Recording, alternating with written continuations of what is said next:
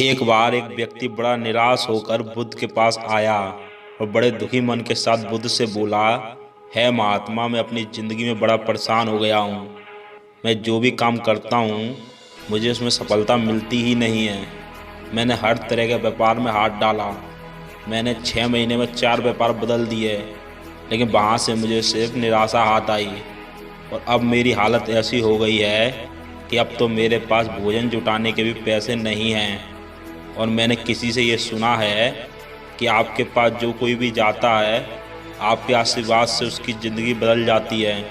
हे बुद्ध, कृपया मुझे भी अपना आशीर्वाद दें जिससे मेरी ज़िंदगी सुधर जाए और मैं पैसे से माला माल हो जाऊं। ये सुनकर बुद्ध मन ही मन मुस्कुराए और उस व्यक्ति से बोले, बताओ तुम्हारी क्या ख्वाहिश है, तुम क्या चाहते हो। वो आदमी बोला, है बुद्ध, मेरी ये चाहत है कि मैं हीरे का बहुत बड़ा व्यापारी बनूं। क्या आप मेरी ये इच्छा पूरी कर सकते हैं? बुद्ध ने कहा, बिल्कुल, तुम्हारा यह सपना जरूर पूरा होगा।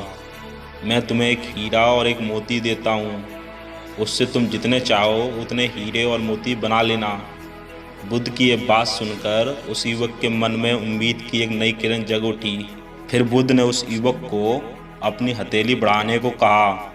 युवक ने अपनी दोनों हथेली बुद्ध के समक्ष कर दी। बुद्ध ने सबसे पहले उसकी एक हथेली में अपना हाथ रखा और कहा, ये दुनिया का सबसे कीमती हीरा है। इसे समय कहते हैं। इसे जोर से अपनी मुट्ठी में जकड़ लो। इसके द्वारा तुम जितने चाहें उतने हीरे बना सकते हो। इसे कभी भी अपने हाथ से निकलने मत देना। फिर बुद्ध ने अपना दूसरा हाथ उस युवक की दूसरी हथेली पर रखते हुए कहा कि यह दुनिया का सबसे अनमोल मोती है। इसे धैर्य कहते हैं। जब तुम्हें किसी कार्य में समय लगाने के बाद भी मनचाहा परिणाम ना मिले, तब इस धैर्य नामक मोती को धारण कर लेना। यदि ये मोती तुम्हारे पास है तो तुम जो चाहो वो हासिल कर सकते हो।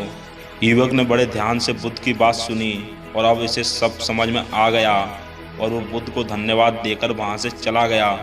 उसे ज़िंदगी में कामयाब होने के 2 गुरु मंत्र मिल गए थे। अब उसने ठान लिया कि वो कभी भी समय बर्बाद नहीं करेगा और सदा धैर्य से काम लेगा। इसके बाद उसने एक हीरे के व्यापारी के यहाँ काम करना शुरू किया और दिल लगाकर पूरी ईमानदारी के साथ काम करता रहा।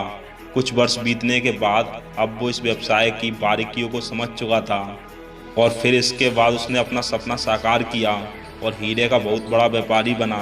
दोस्तों, इस कहानी ने हमें ये सिखाया कि हमें कभी भी अपना समय बर्बाद नहीं करना चाहिए और कोई भी चीज़ रातों रात पूरी नहीं होती।